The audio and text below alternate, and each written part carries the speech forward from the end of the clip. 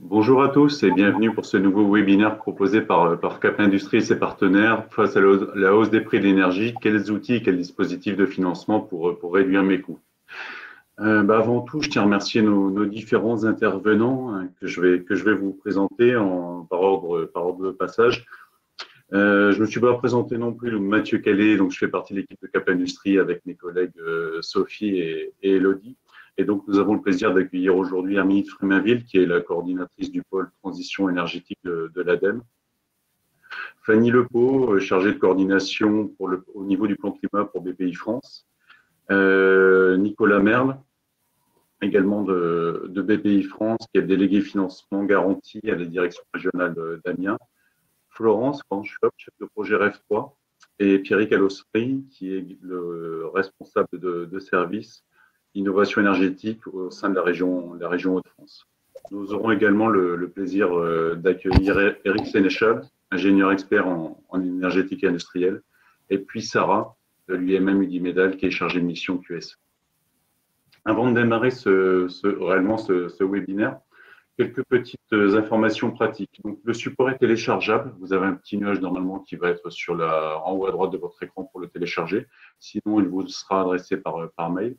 Vous avez également le chat qui est disponible directement sur votre droite pour poser des questions aux intervenants. Nous essaierons d'y répondre au fil de l'eau, mais également à la fin du webinaire en fonction du temps disponible. Si nous n'avons pas suffisamment de temps, bien sûr, nous vous adresserons les questions aux intervenants qui pourront vous répondre directement, de manière individualisée. Également, vous retrouverez les coordonnées de chaque intervenant à l'issue de leurs différentes présentations. Je laisse maintenant la parole directement à Hermine sur la partie notamment des prochains appels à projets Industrie zéro fossile, dit des gardes flash. Hermine?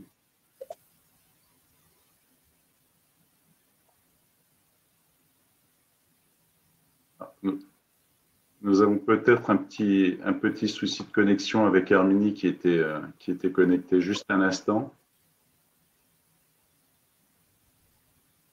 Ouais. Pendant qu'elle se reconnecte, Fanny, Nicolas, est-ce que vous voulez prendre la suite, s'il vous plaît? J'avance. Oui, pas de souci. Oui, c'est bon. Excusez-moi. Ah. Voilà. Bon, je remonte. Je rembobine. C'est à toi, Hermine. Oui, pardon. Est-ce que vous m'entendez bien? C'est parfait. Tout va bien.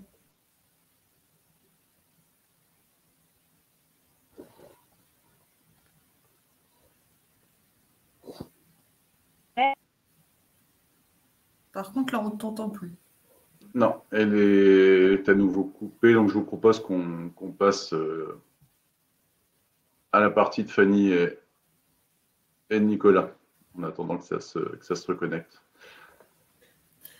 Oui, bonjour à tous.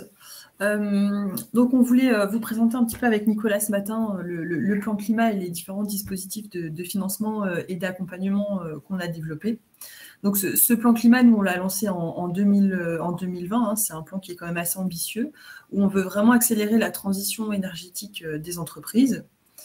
Cette slide, elle est là pour vous montrer qu'en fait, d'après une enquête qu'on a réalisée en interne par BPI France, on voit que 80% des dirigeants considèrent que le changement climatique appelle à une réaction d'urgence, mais concrètement, quand on creuse, on voit que seulement un tiers des boîtes ont mené des réelles actions dans leur entreprise.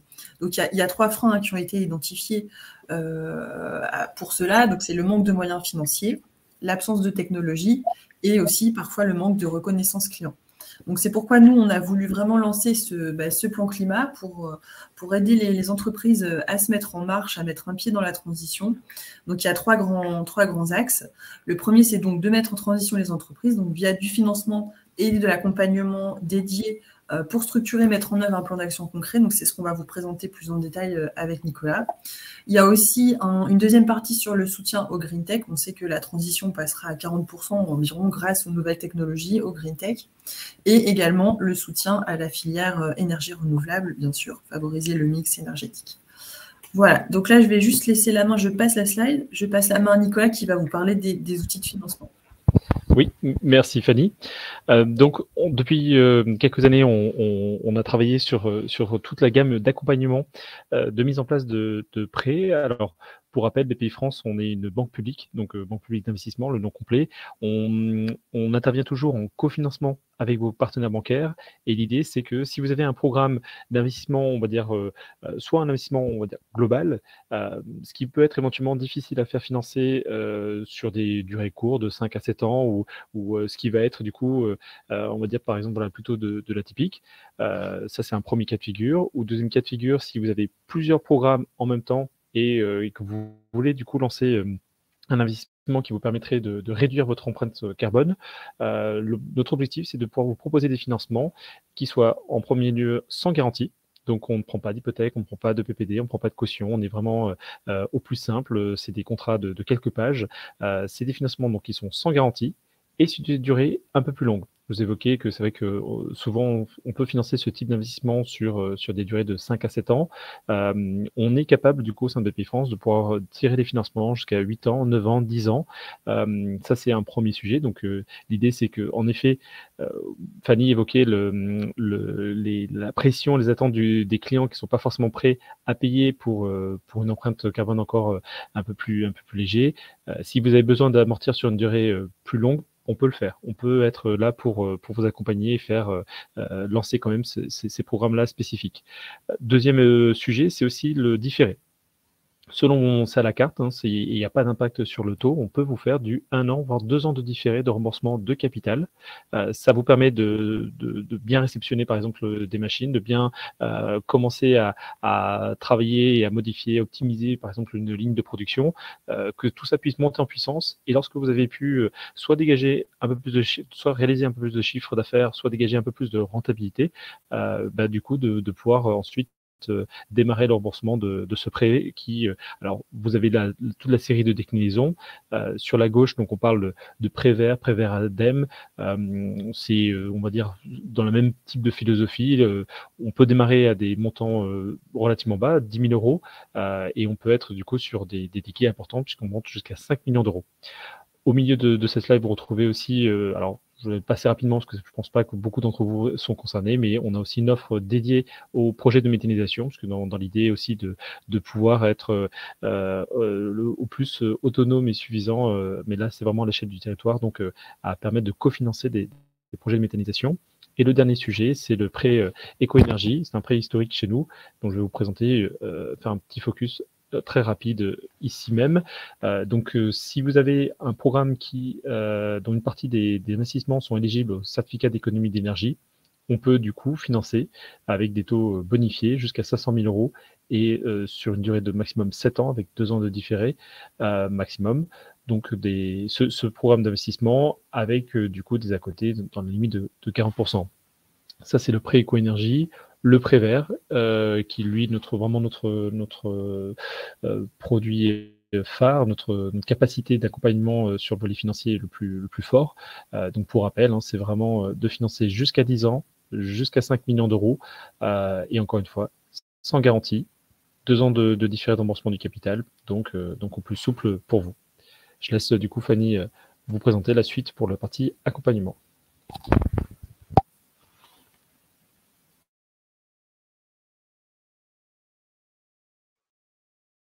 Ton micro est toujours coupé, Fanny. Merci du rappel, désolée. Je voulais vous présenter là le continuum de l'offre d'accompagnement du coup en faveur du climat.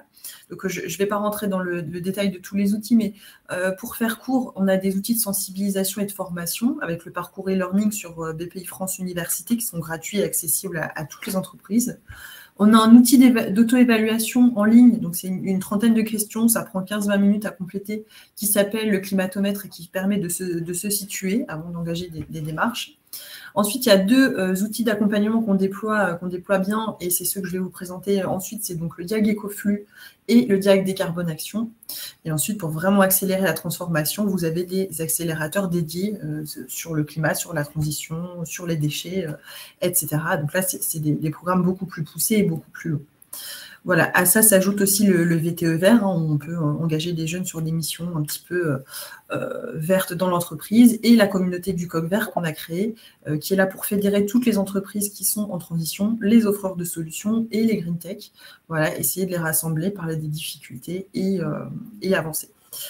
Hop, je change de slide. Donc là, on va faire un petit focus sur les deux diags, mais juste en préambule, le diag Décarbonation et le diag Écoflux, c'est vraiment deux offres qui sont complémentaires et subventionnées par l'ADEME et qui permettent du coup aux entreprises d'enclencher une vraie démarche de transition avec l'aide d'un expert. Hein.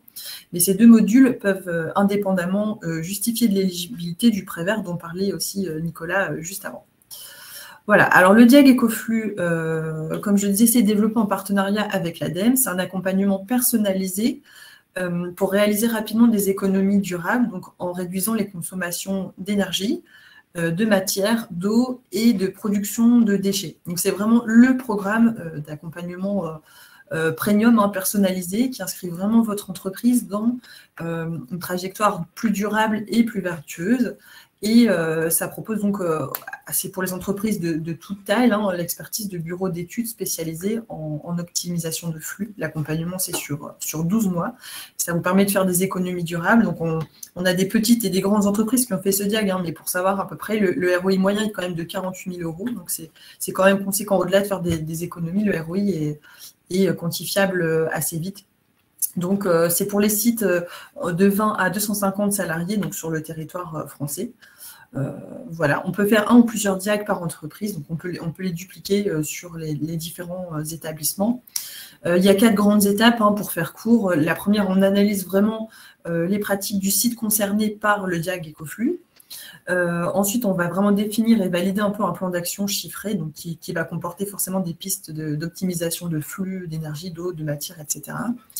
Et ensuite, on a un suivi du coup sur 1 an de la mise en place de ces actions, avec des échanges trimestriels entre l'expert et le client. Et ensuite, on évalue bien sûr ces actions. Donc, selon la taille de l'entreprise, le coût du diagnostic varie de 2 000 à 3 000 € avec une prise en charge par l'ADEME, comme je le disais.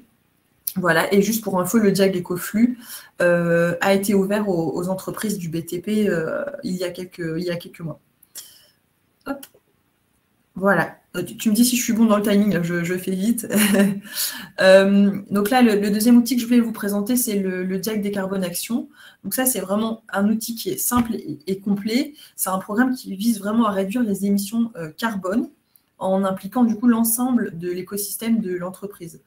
Voilà, et sachant que la réalisation d'un diag Écoflux, ce n'est pas un prérequis, mais il est pertinent souvent de réaliser les deux modules, l'ordre n'a pas forcément d'importance. Donc, il mesure, comme je le disais, les émissions de gaz à effet de serre de l'entreprise. Même chose, on va définir un plan d'action pour les réduire en étant accompagné, pour mettre en œuvre des actions et ensuite aussi les valoriser, c'est très important à la suite de ce diag. Il a été conçu en partenariat avec l'ADEME et l'association Bilan Carbone, hein, pour aider les entreprises de moins de 500 salariés à se décarboner via ce bilan GES complet de leurs activités. Donc, en fait, les entreprises visées, les orgas françaises donc de plus d'un an, hein, qui disposent forcément d'un sirène, comptant moins de 500 personnes et qui n'ont jamais réalisé de bilan GES, sachant qu'au-delà de 500 personnes, c'est une obligation légale, hein, d'en réaliser. Voilà, donc là pour le tarif, pareil, en fonction de l'effectif, donc en dessous de 250 salariés, on est sur du 4 000 € et 6 000 au-delà. Et au niveau des étapes du diag, la première, c'est vraiment de mesurer les émissions de gaz à effet de serre de l'entreprise tout au long de sa chaîne de valeur. C'est-à-dire qu'on va analyser les 3 scopes, 1, 2 et 3 de l'entreprise, donc l'amont, l'aval, hein, pas seulement l'activité. Et même chose que pour le diag, ensuite, Écoflux, on va co-construire un plan d'action pour réduire toutes ces émissions et ensuite vraiment travailler à la valorisation de l'entreprise et engager toutes les parties prenantes. Voilà. Et juste en petit teaser, mais on ne va pas rentrer dans le détail aujourd'hui, on a lancé le diag Perfimo pour vraiment accompagner la rénovation énergétique des bâtiments. Donc ça sort en juillet, si tout va bien. Mais donc, on aura vraiment un accent pour un outil pour lutter contre les passoires énergétiques. Voilà. Très bien, merci beaucoup Fanny et Nicolas. Ce que je vous propose donc, c'est qu'on repasse à la partie d'Herminie. Je remonte un petit peu le temps. J'ai coupé ma caméra, hein, mais ouais, j'ai des coupures, malheureusement. Et c'est reparti, d'autant plus que tu vas nous parler de subventions, Herminie. Oui, voilà, c'est ça. Donc, je vais vous parler d'un guichet qui s'ouvre aujourd'hui normalement. Bon, attendons quand même la semaine prochaine hein, pour les problèmes techniques. Mais voilà, vous savez qu'on a travaillé ces 2 dernières années sur un grand plan, le France Relance. Aujourd'hui, le gouvernement lance France 2030, donc un très gros sujet autour de la décarbonation. Donc, les actions qu'on avait engagées auprès de l'industrie lourde, hein, des gros émetteurs de CO2.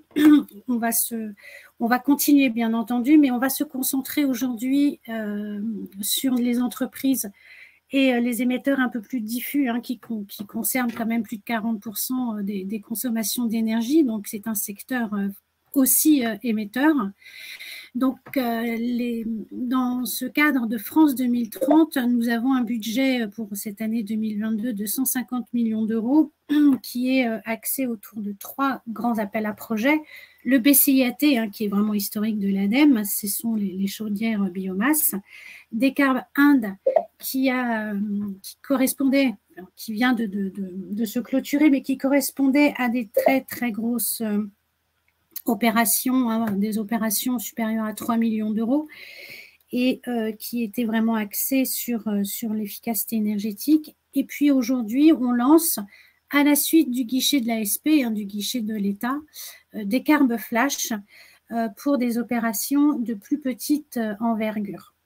Alors, on y reviendra, mais voilà, il ouvre aujourd'hui ce guichet avec 2 clôtures. Une première clôture au 1er septembre et une seconde au 3 novembre 2022. Donc, c'est un appel à projet qui concerne surtout les entreprises de moins de 500 salariés sur site, à la différence hein, des grandes entreprises. Voilà, on a voulu axer plutôt sur les sites de plus petite envergure. Et bien entendu, avec des CAPEX supérieurs à 100 000 euros, mais inférieurs à 3 millions, hein, qui correspondaient plutôt à Décarb Inde, le précédent appel à projet. Donc, comme le guichet de l'ASP, ce sont des listes vraiment prédéfinies d'actions. Alors, les périmètres de l'ASP hein, que vous avez peut-être connu, on va aller un peu plus loin sur la chaleur fatale. Ça va correspondre à des opérations de moins de 6 gigawattheures par an parce qu'il existe le fonds chaleur de l'ADEME hein, qui prend ces opérations supérieures à 6 gigawattheures. C'est-à-dire que dans un cas ou dans l'autre, vous trouvez un guichet d'accompagnement. On a des opérations autour du rendement énergétique, hein, des appareils, des installations, ce qui est quand même très nouveau pour nous à l'ADEME. Et puis, bien sûr, réduction des consommations d'énergie. Ce qui est très nouveau aussi, ce sont des fiches autour de l'isolation et le chauffage des bâtiments industriels. Bien entendu, chaleur et froid renouvelables, comme nous le faisons dans le fonds chaleur, mais à des indices moindres. Et puis, on a aussi des fiches autour des études. Je reviendrai concernant ce cas-là. Alors, les modalités contractuelles, on est sur le RGEC, bon, c'est le système d'aide, ou alors un régime relance durable. Tout simplement pour vous dire que l'intensité des taux d'accompagnement sont ceux que vous connaissez déjà, entre 30 et 55% selon la taille de l'entreprise. Il y a quand même des actions qui seront autour d'aides, enfin, ce sont des aides forfaitaires, mais il faudra, pour certaines actions, on aura quand même une solution de référence à enlever à la base, au CAPEX de l'opération. Alors, on a voulu travailler sur un guichet, c'est-à-dire simplifier les choses un maximum, c'est-à-dire que le contrat, c'est un contrat unique avec une durée fixe de 24 mois, plus 6 mois éventuellement si besoin, avec une avance à la notification du contrat, c'est-à-dire que lorsque vous signez le contrat, vous recevez une avance de 30% et on solde à la fin de l'opération, c'est-à-dire lorsque vous nous envoyez la facture, on solde les 70% restants. ça reste vraiment un guichet avec paiement de la subvention sur facture. Il n'y a pas de comptage pendant un an comme on peut le voir dans le fonds chaleur, puisque ce sont des opérations plus rapides. Le but dans tout ça, faut vraiment le garder en tête, c'est des demandes du ministère, notamment dues à la guerre en Ukraine, c'est d'effacer du gaz le plus rapidement possible et avec même un besoin d'effacer dès cet hiver. Alors, comme je vous les ai dit, des dossiers plus simplifiés. Donc, pour chaque action, un CAPEX et un indicateur technique, bien entendu. Le calcul de l'aide sera calculé automatiquement lorsque vous déposez votre demande sur la plateforme dédiée. Donc, je vous l'ai dit, ça ouvre aujourd'hui, mais j'ai regardé, c'est pas encore ouvert. Donc, voilà, attendez quand même la semaine prochaine, avec 2 clôtures en septembre et novembre. Alors, c'est un essai que l'on fait, je ne vous le cache pas. On se donne 4 mois, c'est très rapide, évidemment. Bien entendu, si ça fonctionne, si on voit qu'on a des retours probants, il est fort à parier que ce guichet continuera en janvier 23. Alors, dans le détail des actions, on a 6 grandes catégories. La récup de chaleur, le rendement énergétique, la réduction des consos d'énergie, l'isolation, chaleur, froid et renouvelable, et puis les études, vous verrez après à la fin. Alors, pour ce qui est de la récupération de chaleur fatale, on a regardé côté C2E, les fiches C2E qui fonctionnaient bien. On voit qu'il y a un réel investissement derrière ces fiches C2E. On n'a pas fait de fiches des cartes flash récup. Par contre, si vous avez un investissement de récupération de chaleur fatale inférieur à 6 gigawattheures qui correspond à ces 7 mesures, et s'il y a une fiche C2E qui existe, autre que celle-ci indiquée, vous pouvez lever des C2E avec. Vous pourrez cumuler avec. On n'ira pas regarder. On a considéré que si vous pouvez à certains moments lever des C2E sur une de ces opérations, tant mieux pour vous, mais ce n'est pas non plus les plus consommatrices, quoi. Donc voilà, c'est un choix de guichet où il faut aller vite et que ce soit le plus simple pour vous. Concernant l'amélioration du rendement énergétique, pareil, il y a des fiches C2E qui fonctionnent très fortement aujourd'hui, donc on ne les a pas inclus dans des carbes flash. Je ne vais pas vous faire état des 12 fiches, mais vous voyez, on est sur des systèmes de régule de process, les purgeurs, les lignes de retour de condensat, etc.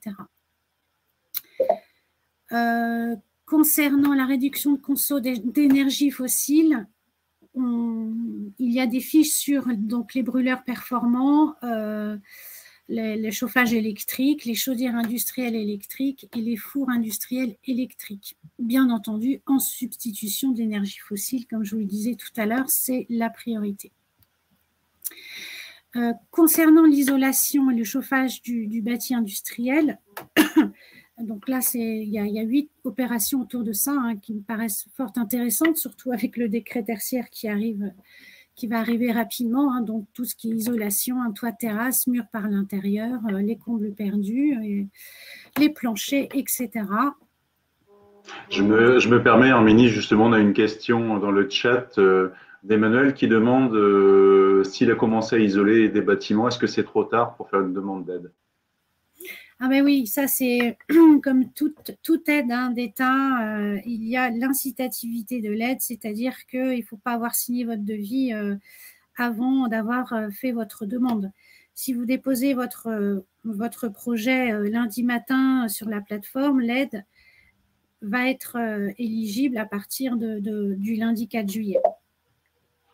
Et sur la partie effectif, une question également de Pauline qui demande si ces dispositions sont applicables uniquement pour les entreprises de moins de 500 salariés ou s'il y a des dispositifs pour les entreprises dont l'effectif dépasse ce seuil. Alors, si ça peut, ça dépend du projet bien entendu, mais si ça peut rentrer dans le cadre du fonds chaleur, si cette entreprises travaillent sur des énergies renouvelables ou des énergies de récupération. Si c'est vraiment sur efficacité énergétique, il faudra attendre le prochain appel à projet des Décarb Industrie qui, nous l'espérons, va être lancé en fin d'année ou début d'année prochaine. Mais dans ce cas-là, il faut nous contacter en direct à l'ADEME et on tentera de lui trouver des solutions d'accompagnement. Très bien. Merci, je te laisse poursuivre, Arminie. Alors, concernant la chaleur et le froid renouvelable, on est sur les opérations du fonds chaleur, mais sur des plus petites opérations, pompe à chaleur, géocooling, chaudière biomasse, géothermie, etc. Je vous rappelle que ce Décarb Flash est vraiment un fonds national. Hein. Vous le retrouvez dans toutes les régions. Ça a été décidé par les ministères. Il n'y a pas de changement d'une région à une autre. Alors, sur les études et le comptage, ce qui a été décidé, hein, puisque toutes les régions n'accompagnent pas forcément les roadmaps de Décarb ou des audits énergétiques non réglementaires, ce qu'il a été décidé, c'est que pour les audits énergétiques, pour les PME qui ne sont pas soumis à réglementation, les études thermiques, techniques et les comptages de l'énergie, elles seront accompagnées uniquement si vous déposez aussi une demande pour un autre investissement, pour un investissement. Voilà. On viendra accompagner votre étude, mais si vous engagez aussi un investissement parmi les fiches que l'on vient de voir. Voilà, pour vous dire que surtout n'hésitez pas à nous contacter. Alors je vous ai mis mes coordonnées, mais on a une personne dédiée à la décarbonation de l'industrie dans nos locaux à Douai. Donc c'est Charles Vernier qui est en charge de ça, et on recrute aussi actuellement une autre personne pour venir soutenir les équipes sur ces beaux sujets. Alors, il y a la décarbonation, il y a l'efficacité énergétique, mais il y a aussi la chaleur bas carbone. Il y a les énergies nouvelles et renouvelables qui sont vraiment très pertinentes aujourd'hui dans le secteur de l'entreprise. Il ne faut vraiment pas passer à côté de ça. Et bien entendu, on reste à votre disposition pour vous accompagner sur les différents fonds. Je vous remercie. Merci beaucoup, Herminie. Avant de passer à Florence et Pierrick, une question de Grégory qui demande si le photovoltaïque est éligible ou non à cet appel à projet ou à d'autres dispositifs d'aide.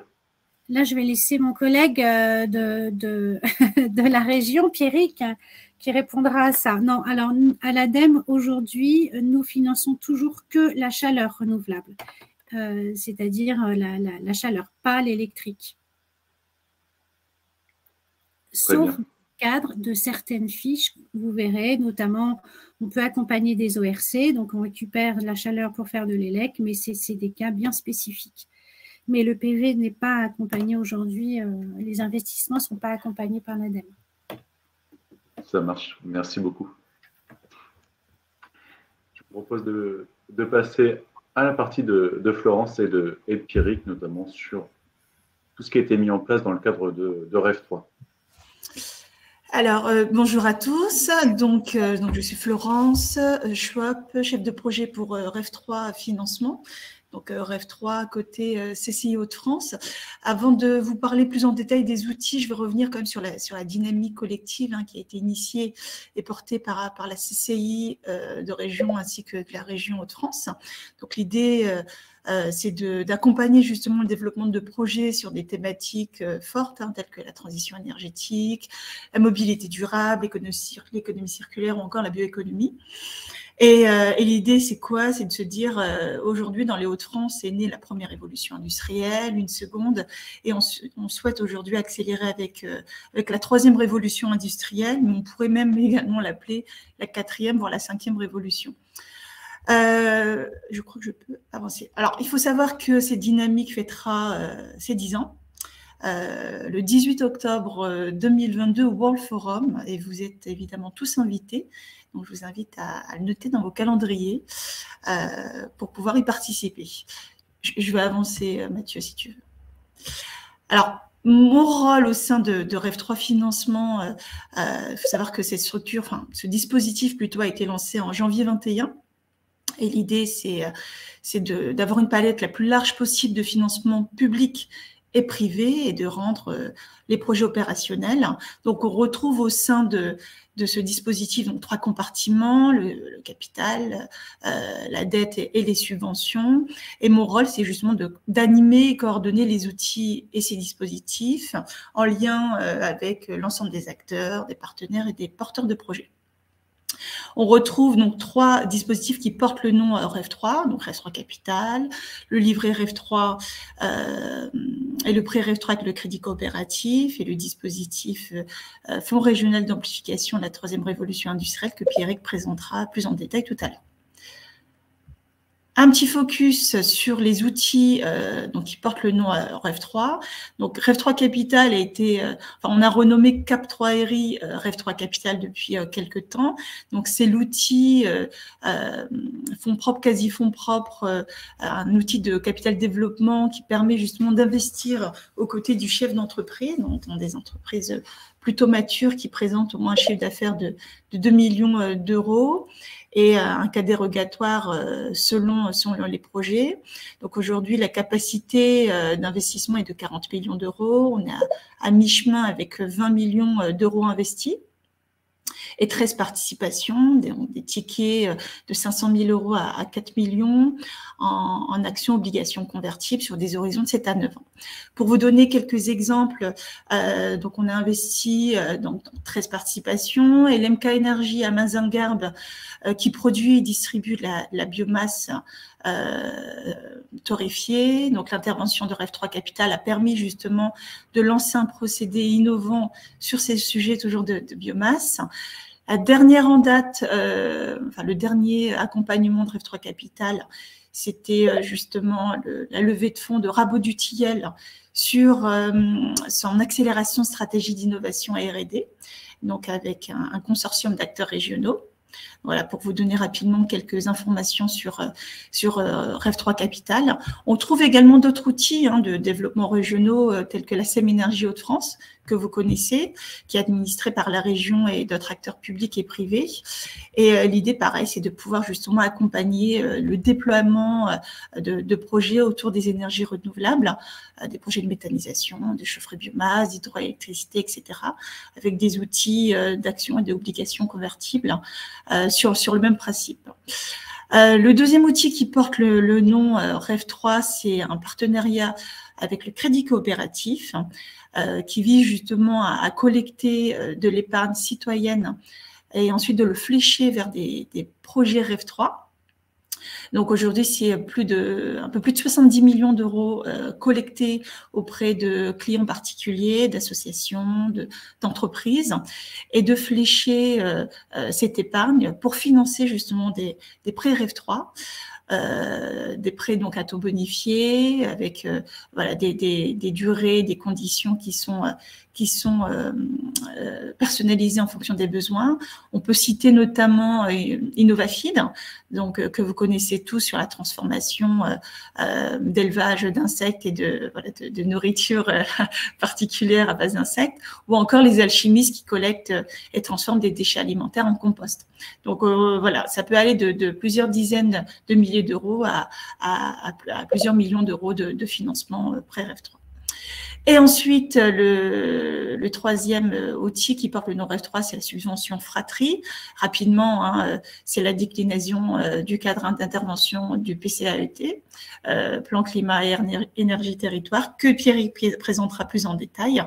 Mais l'idée, au-delà de ces 3 outils qui portent le nom Rêve 3, c'est également de pouvoir accompagner et d'orienter les porteurs vers les bons guichets, les bons dispositifs, notamment BPI, ADEME, d'autres dispositifs avec la Banque des Territoires, etc. Donc, c'est vraiment vous aider à vous y retrouver dans l'ensemble de dispositifs qui existent. Voilà, donc je laisse maintenant la parole à Pierrick qui vous présentera les autres dispositifs. Merci. Oui, merci Florence et bonjour à tous. Donc effectivement, je vais vous évoquer les dispositifs plutôt en mode subvention liés donc aux fratries, donc un fonds régional, et au fonds européen, au prochain programme FEDER. Alors avant de commencer à évoquer les outils de financement, je pense qu'il est important d'évoquer les phases amont, c'est-à-dire les phases de diagnostic. Donc je reparlerai pas du diagnostic du Diag Ecoflux qui a été présenté tout à l'heure par Fanny Lepeau, mais vous parlez d'un nouveau outil de diagnostic qui est opérationnel maintenant et qu'il faut mobiliser rapidement dans la mesure où il s'éteindra à la fin de l'année 2023, c'est le booster PME transition énergétique qui est opéré par le pôle énergie. En fait, ce sont des moyens du plan de relance qui ont été mobilisés pour vous permettre de réaliser donc des diagnostics dans les PME. Donc ça va du bilan carbone à la stratégie de décarbonation, des études ENR, des études sur la sensibilité au prix de l'énergie de votre entreprise. Donc c'est 2 jours de diagnostic flash suivi par une dizaine de jours d'accompagnement une fois que l'entreprise est tombée d'accord avec le pré-diagnostic réalisé par Pôle Énergie. Alors l'intérêt pour vous, c'est que c'est pris en charge entre 50 et 90%, donc il y a presque rien à, en tout cas quand c'est 90%, rien à payer pour l'entreprise. Donc si vous souhaitez plus de renseignements, il y a une page internet dédiée sur le site du Pôle Énergie. Donc ça c'était la première étape, volet accompagnement au diagnostic. Ensuite, vous parlez des dispositifs de financement. Alors le Fratri, qui a certainement vocation à changer de nom, mais qui est donc les fonds de l'ADEME et de la région qui correspondent en fait au volet énergie du contrat de plan. Donc c'est en grosso modo 24 millions d'euros à parité ADEME région par an et qui vise à accompagner tout type d'acteurs, pas uniquement les entreprises, mais en tout cas qui vise à accompagner des innovations dans différents champs qui vont de l'énergie, de l'efficacité énergétique dans le bâtiment et des sujets d'économie circulaire. Et donc ici, en ce qui nous concerne plus spécifiquement et à destination des entreprises et de la région, il y a des opportunités de financement sur les sujets de production d'énergie renouvelable. Alors Herminie en a beaucoup parlé avec les fonds nationaux, mais finalement il y a aussi des possibilités complémentaires en région au travers de ce Fratri sur le solaire. Alors pour répondre à la question tout à l'heure du solaire, oui, on peut accompagner du solaire photovoltaïque via le Fratri avec la particularité quand même que si le projet est en autoconsommation avec revente de surplus, il y a des règles nationales qui font qu'on ne peut pas cumuler avec des fonds régionaux. Donc en fait, en région, on accompagnera plus spécifiquement des opérations qui ne bénéficient pas d'aide nationale. On pense notamment à, par exemple, de l'autoconsommation collective qui consommerait donc la totalité de l'énergie sur plusieurs acteurs. On a quelques exemples maintenant déjà de projets sur des zones d'activité où plusieurs entreprises se regroupent pour produire et consommer l'énergie au sein d'une même entité. Bon, donc il n'y a pas que le solaire, après il y a également aussi d'autres ENR comme vous voyez le bois énergie, la méthanisation, la géothermie et bien sûr les énergies de récupération. Autre sujet que nous pouvons accompagner, ce sont toutes les innovations autour des réseaux énergétiques intelligents. Tout ce qui va permettre de piloter finalement intelligemment l'énergie et les questions de stockage. Et bien évidemment, j'en parlais tout à l'heure, toutes les actions sur la ressource en lien avec le plan régional d'économie circulaire.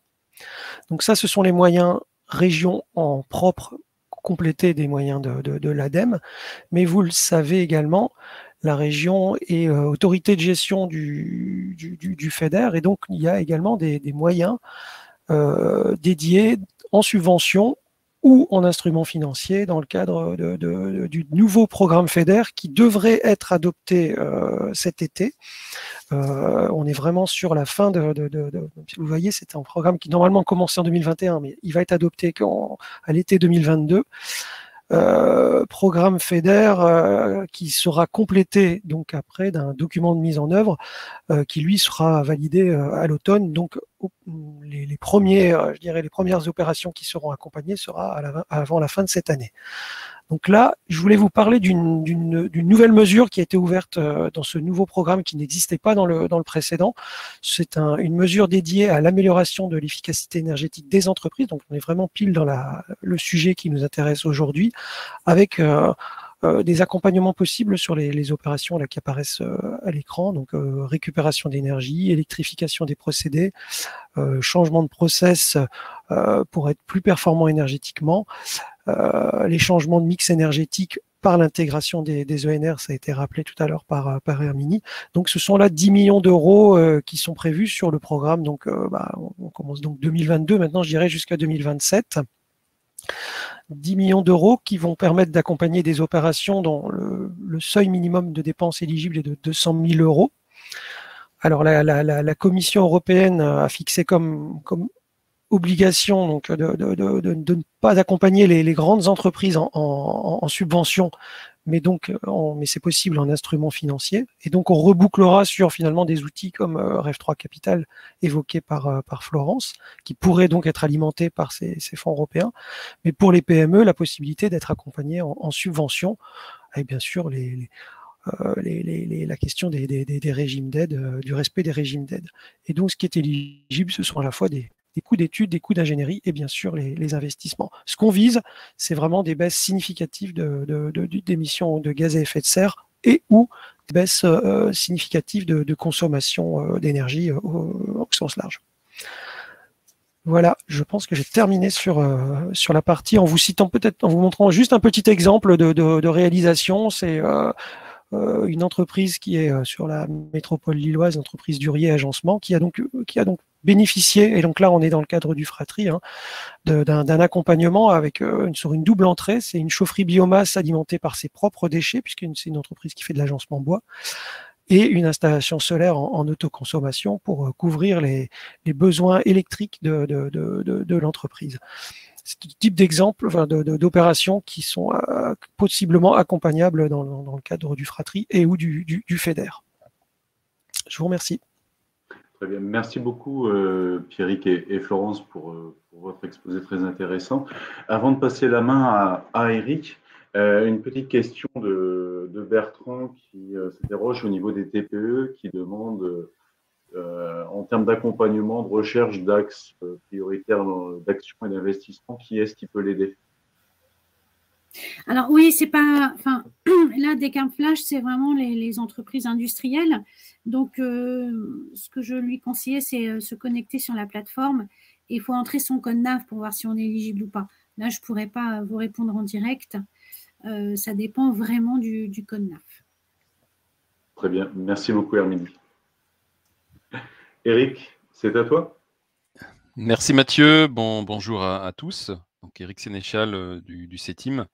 Je suis référent technique efficacité énergétique au sein de l'entreprise. De notre côté, on a beaucoup d'activités en destination des entreprises et des PME, notamment mécaniciennes. Et parmi celles-ci, on a des activités qui sont liées à tout ce qui touche à l'amélioration de l'efficacité énergétique, que ce soit des sites et des process. Donc les audits, la partie R&D aussi qui va servir donc aux entreprises, et puis toute la partie conseil que vous pouvez imaginer sur ces activités. Alors moi je vais vous présenter très rapidement le dernier des mécanismes le dernier des outils qui vous permet de financer vos projets d'efficacité énergétique. Vous le connaissez déjà pour la plupart, donc je vais être assez rapide. Donc, c'est le mécanisme des certificats d'économie d'énergie. Donc, ça a été créé déjà il y a quelques années, parce que vous voyez que la loi qui a lancé finalement en France les certificats date de 2005. Donc, ça se concrétise par des périodes pendant lesquelles on a un certain quotas de certificats d'économie d'énergie qui sont mis sur un marché. Donc le mécanisme est assez particulier puisque en fait, il oblige des entreprises qui sont des entreprises qui fournissent de l'énergie en France à, on va dire, faire des économies ou à faire des économies d'énergie à leurs clients. Donc c'est un petit peu réduire en soi leur consommation ou leurs produits plutôt fabriqués. On peut l'imaginer comme ça. Alors, comment concrètement ça marche? En fait, ces entreprises qu'on appelle des obligés ont l'obligation de réaliser ou d'engranger, on va dire, une quantité de certificats d'économie d'énergie sur une période qui est en général de 3 ans. Alors, vous voyez sur la petite frise temporelle du bas que ces périodes sont un peu élastiques de temps en temps. Donc, la dernière, par exemple, a duré 4 ans, en fait. Il y a parfois des rallonges qui sont accordées par l'État, avec des augmentations de quotas. Ça, c'est important de le dire. Alors, qu'est-ce qui se passe si ces entreprises ne réalisent pas leurs quotas? Eh bien, elles payent des pénalités financières qui sont substantielles. Et donc, il y a une obligation de fait, finalement, à rechercher donc l'atteinte des quotas par ces entreprises obligées. Alors, je ne vais pas décrire tout le mécanisme, mais en gros, les entreprises obligées bénéficient, entre guillemets, d'un marché d'échange des certificats d'économie d'énergie. Donc, celles qui ont beaucoup de certificats peuvent les valoriser à l'intérieur de ce marché, et celles qui n'en ont pas assez pour atteindre leur quota peuvent en acheter, entre guillemets, au sein de ce marché. Et donc, vous avez un organisme, finalement, d'échange des certificats d'économie d'énergie, comme on va retrouver un marché des quotas de CO2, par exemple, au niveau européen. Alors, où est-ce que vous vous situez, vous, en tant qu'industriel, dans cet ensemble? Eh bien, vous vous situez au niveau du consommateur final, qui, lui, va avoir des projets d'économie d'énergie qui vont être éventuellement valorisables comme un certificat d'économie d'énergie auprès des entreprises obligées. Donc là, vous pouvez, en tant que consommateur final, proposer donc cette économie d'énergie à la valorisation sous la forme de certificats d'économie d'énergie, soit directement à un acteur obligé, EDF, Engie, par exemple, et d'autres, ou les proposer auprès d'un acteur non obligé. Il y a certaines structures collectives qui le permettent, ou un agrégateur qui est une structure de type privé qui est chargée de collecter des certificats pour un acteur obligé et qui va faire les échanges, en fait, tout simplement. Voilà. Alors, les obligés, donc, effectivement, peuvent satisfaire ces obligations de quotas sous 3 formes. Réaliser des économies d'énergie, enfin, favoriser plutôt des économies d'énergie auprès des consommateurs, acheter des certificats des acteurs éligibles ayant eux-mêmes réalisé les opérations, c'est ce qu'on a vu dans le cadre du marché, ou contribuer à des programmes éligibles à la délivrance de certificats. C'est-à-dire que vous avez des programmes nationaux, souvent des programmes de formation, mais pas que, qui leur permettent de récupérer des certificats d'économie d'énergie, moyennant évidemment un financement. Donc vous en avez deux qui me viennent en esprit, mais il y en a plusieurs. Il y en a un qui est en train de se terminer, qui s'appelle ProSMEN, qui était un programme d'appui à la mise en place de l'ISO 50001, donc le système de management de l'énergie. Et il y en a un qui se poursuit, qui est le programme de ProRefI, de formation des référents énergie dans l'industrie, donc qui est prolongé jusqu'en 2023. Voilà, donc c'est vraiment des programmes de formation, mais vous en avez d'autres, notamment dans le domaine du bâtiment. Pardon, oui. Où est-ce qu'on peut trouver la liste des obligés? Est-ce qu'elle est accessible quelque part? Question de Christophe. Alors, je pense que la liste, on peut le trouver sur le site du ministère ou sur le site de l'AT2E, qui est un organisme qui gère pratiquement tous les C2E, du moins au niveau opérationnel, j'entends. Après, les grands obligés, ce sont les grands distributeurs, enfin les grands énergéticiens français, plus les distributeurs de carburant. Je schématise à l'extrême, hein, mais c'est ça. Donc les gens, les grandes surfaces, par exemple, sont des obligés puisqu'elles distribuent des carburants.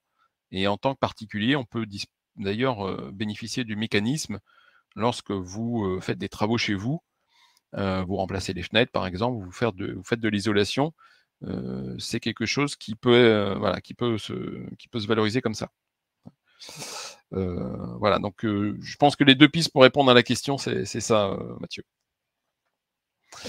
Voilà, donc en ce qui concerne les entreprises, eh bien les mécanismes d'attribution des C2E en fait sont de deux types. Les premiers que vous connaissez sûrement, ce sont les opérations standardisées. Donc vous allez avoir un certain nombre d'opérations classiques qui ont été calibrées par un collège d'experts. Qui sont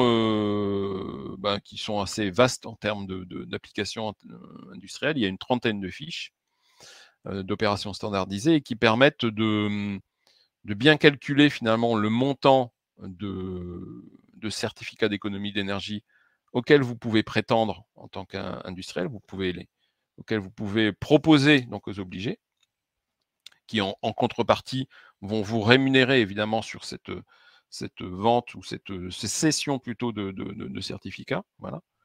Donc ça, c'est quelque chose de très carré.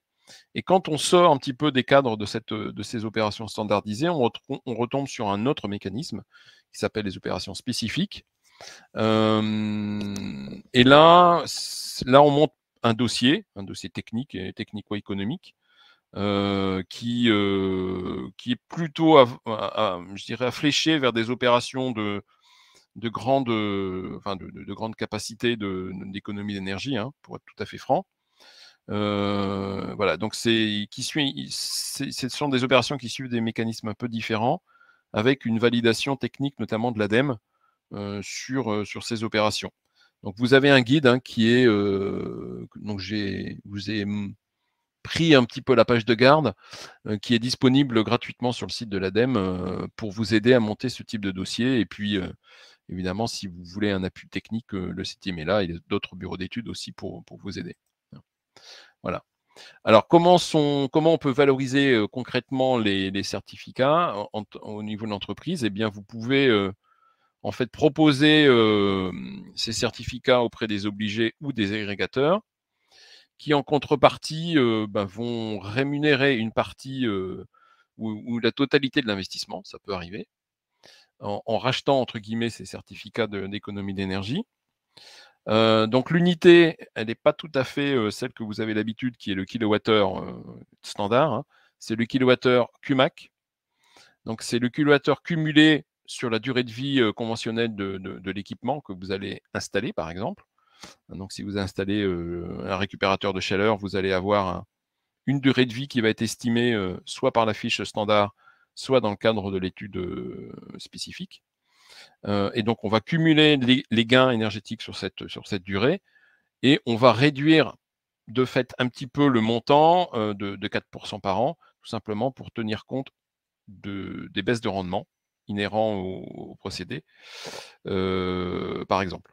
Donc, il y a un petit calcul qui est fait de fait dans les fiches, ou qui est à faire dans les opérations standards. Voilà. Donc, il faut aussi qu'il y ait une incitation à la mise en place de l'équipement qui soit prouvée entre votre obligé qui va vous racheter vos certificats et vous-même. Donc, il y a des contrats qui sont à mener, bien entendu. Et le prix de rachat dépend du marché des C2E. Donc c'est quelque chose qui est assez fluctuant. Il a été très bas pendant une certaine période, dans les années 2016. Il est remonté très très fort jusqu'à l'année dernière, en gros. Et là, on est plutôt à une petite baisse, donc c'est normal parce qu'on est en début de période. Donc les besoins finalement de justification des obligés sont plus faibles. Mais donc c'est quelque chose qui doit remonter. Pour l'instant, on est aux alentours de 6 € du mégawattheure QMAC. On est monté jusqu'à 8 il y a 2 ans, 1 an et demi, pardon. Et on est descendu à 1,5. Donc vous voyez, donc il y a quand même des grosses fluctuations sur ce type donc 1,5, c'est vraiment le plus bas. Donc, je vous ai mis également quelques exemples finalement de fiches pour vous montrer le détail d'un petit calcul. Je ne vais pas la creuser dessus, mais pour vous montrer qu'avec ce dispositif, on peut diminuer fortement les ROI d'opérations comment dire ça, d'économie d'énergie, et faire que finalement un CAPEX soit accepté au niveau de la direction. Et pour l'anecdote, vous voyez que j'ai pris des coûts de C2E qui sont les plus bas possibles, à 1,50 €. Si vous faites le calcul à 6 €, vous voyez que quasiment on couvre un investissement complet. Donc, ce qui équivaut à une opération blanche pour l'entreprise. Donc voilà, voilà une deuxième qui est une des plus utilisées en termes de l'industriel, qui est la variation de vitesse sur la pompe. Donc c'est un peu le même esprit. On vient valoriser finalement cette opération en diminuant l'investissement grâce à cette opération C2E. Et pour terminer, une opération particulière qui est la mise en place de systèmes de mesurage, qui est la fiche Inde UT 134, qui permet de vous apporter une partie de financement de l'investissement de la mise en place de compteurs et de systèmes de comptage avec des logiciels dédiés, qui est quelque chose qui est très très important dans la prise en compte globale de l'énergie au sein de l'entreprise. Donc, qui viendrait en complément du dispositif des cartes flash que vous a présenté Herminie tout à l'heure, pour peu que les deux soient cumulables d'ailleurs, ce qui était le cas de l'ASP par exemple. Voilà. Et pour terminer, voilà, je vous ai mis en gros un petit panorama des opérations standards qui sont proposées pour l'entreprise. Vous verrez qu'il y a des choses qui sont tout à fait diversifiées à ce niveau-là. Merci de votre attention et puis n'hésitez pas pour les questions. Merci beaucoup, Eric. Vous retrouvez les coordonnées d'Eric directement dans le support ou via Cap Industrie. On vous transmettra les coordonnées de chacun des intervenants si besoin, bien entendu. Maintenant, c'est au tour de Sarah, puisque la partie réduction des coûts énergétiques peut passer aussi par la mise en place d'un système de management en s'appuyant bien sûr sur les hommes qui composent, avec un grand H, qui composent l'entreprise. Bonjour à tous. Donc, sur la présentation du système de management de l'énergie qui est l'ISO 50001. L'idée, donc, c'est de reprendre un peu ce qui a été dit avant. L'ISO 50001 est bâti exactement pareil que la 9001, 14001 et 45001, donc qualité, environnement et sécurité, garde la même dynamique et le même système d'amélioration continue. Son objectif étant bien sûr de permettre à tous les organismes qui le souhaitent de parvenir à une gestion méthodique pour l'amélioration continue de la performance énergétique. On va parler aussi bien de la performance en termes d'efficacité, d'usage de l'énergie et de la consommation de l'énergie. Le contenu du référentiel donc, donne un ensemble d'exigences qu'il faut mettre en œuvre pour être en lien avec une politique énergétique et aussi des obligations légales qu'il faut avoir identifiées. La caractéristique, évidemment, comme toutes les ISO certifiantes, il n'y a pas de critères spécifiques liés à la performance, mais c'est à vous de proposer les moyens de mesurer votre performance énergétique. Ce qui est important donc, dans cette norme-là, c'est que l'on va retrouver la planification de l'énergie avec, on va dire, une analyse de risque initiale, où on fera une photographie de la situation énergétique au début, pour avoir une situation de référence. On déterminera donc les indicateurs de performance et les solutions proposées en les hiérarchisant pour réaliser les fameuses économies d'énergie. Ce référentiel vous propose de vous donner des objectifs, de cibler un programme pour que vous ayez une possibilité de mesurer votre niveau de performance. Donc, elle va planifier l'ensemble des ressources nécessaires pour réaliser ces plans d'action, mais va aussi vous permettre de définir qui fait quoi pour atteindre ces fameux objectifs. Les leviers que l'on a vis-à-vis de cette ISO 50001 sont, par rapport à la gestion de l'énergie, le réglage des consignes et des paramètres, les bonnes pratiques du personnel, les conceptions et installations de nouveaux procédés, les compétences internes dans l'entreprise, les achats évidemment et le saut technologique qui sera nécessaire peut-être pour certaines fonctions. La gestion de l'énergie, c'est qui est concerné? Réellement tout le monde, porté par la direction. Vous allez avoir évidemment la maintenance, vous allez avoir les travaux neufs, achats, R&D, production, QSE, et dans la partie RH, tout ce qui va être formation complémentaire pour avoir les bons réflexes de cette réduction des énergies. Donc, si vous le comprenez bien, c'est vraiment en lien avec tout ce qui a été vu avant, avec les moyens, je veux dire, opérationnels qui ont été présentés dans ce webinaire et qui vont vous permettre l'ISO 50001 va vous permettre de cadrer en fait votre système de management pour être dans une revue régulière et générer, on va dire, cette dynamique d'amélioration continue avec un contrôle qui est réalisé par un auditeur une fois par an. Donc ça, c'est le côté, on va dire, dynamisant de la 50001.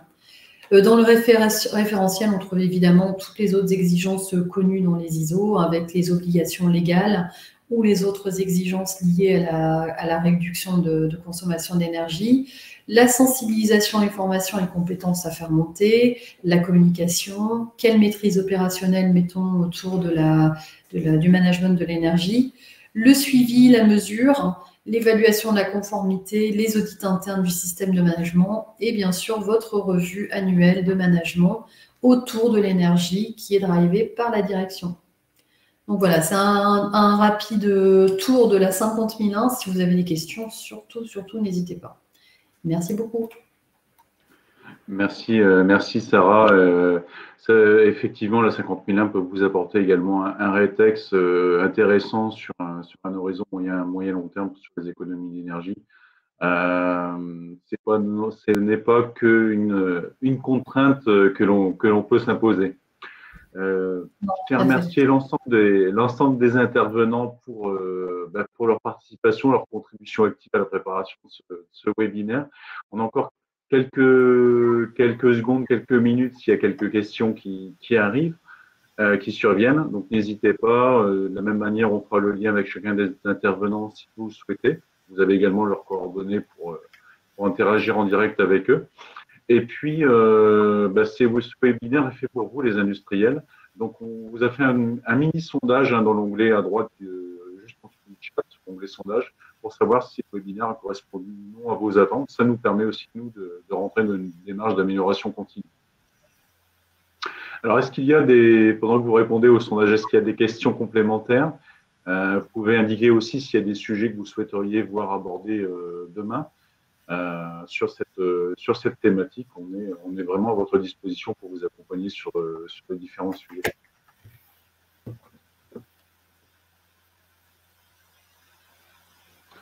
Je pense qu'on a été, vous avez été particulièrement clair puisqu'il n'y a pas de questions pour l'instant.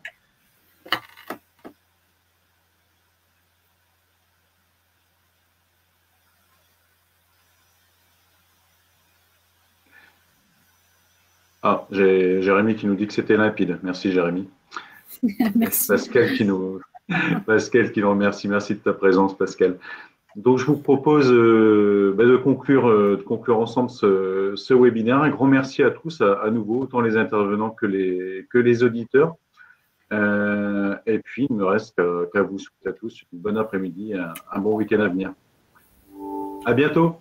Merci, au revoir. À bientôt, au revoir. Merci à tous. Merci. Au revoir. Merci.